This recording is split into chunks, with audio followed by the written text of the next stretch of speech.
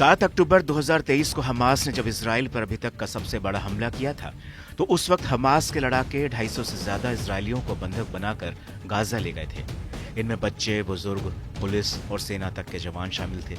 और इसके तुरंत बाद इन बंधकों को आजाद कराने और हमास का नामो निशान मिटाने के लिए इजरायली सेना ने गाजा पर जमीनी हमला कर दिया था। हालांकि सेना और समझौते के बल पर गाजा से 100 से ज्यादा बंधकों की रिहाई हो चुकी है, लेकिन अभी भी इस पूरे युद्ध में इजरायली बंधक सबसे बड़ा फैक्टर माने जा रहे हैं।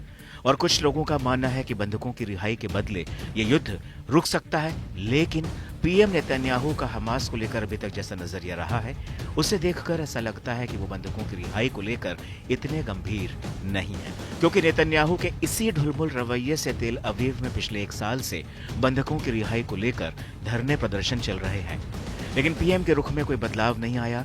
अब इसी कड़ी में नेतन्याहू के बेटे यार का AI वीडियो सामने आया है, जिसमें वो हमास की कैद में दिख रहे हैं।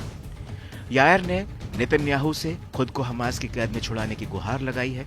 वीडियो में नेतन्याहू का बेटा कह रहा है कि मेरी जान खतरे में है, क्योंकि इजरायली सेना लगातार गाजा पर बमबारी कर रही है। मैं यहाँ से चैनलों पर जनमत को देख सकता हूँ, जिसमें इजरायली सेटलर्स ने हमास के साथ युद्ध खत्म करने और बंधकों की रिहाई के पक्ष में वोट किया है।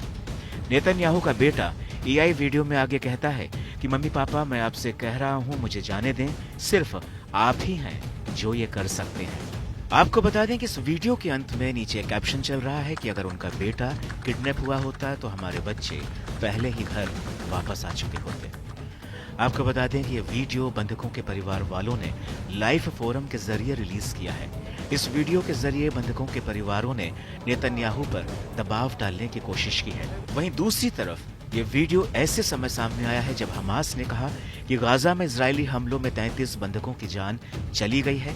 हमास ने इसको लेकर बाकायदा एक वीडियो रिलीज किया था, जिसमें उसने कहा था कि गाजा से कुछ इजरायली बंधक लापता हो चुके हैं। हमास ने अपने इसी बयान में आगे कहा था कि अपने लापरवाह युद्ध को जारी रखकर आप और बंधकों को हमेशा के लिए खो देंगे। वो करो जो तुम्हें जरूर करना चाहिए।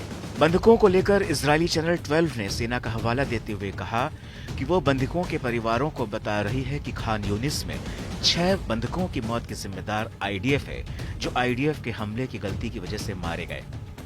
IDF ने माना कि उससे बहुत बड़ी गलती हुई है, तो वहीं दूसरी तरफ बंधकों के परिजनों का कहना है कि सैन्य दबाव से बंधकों की जान खतरे में है और एक डील से ही उनकी सुरक्षित वापसी हो सकती है।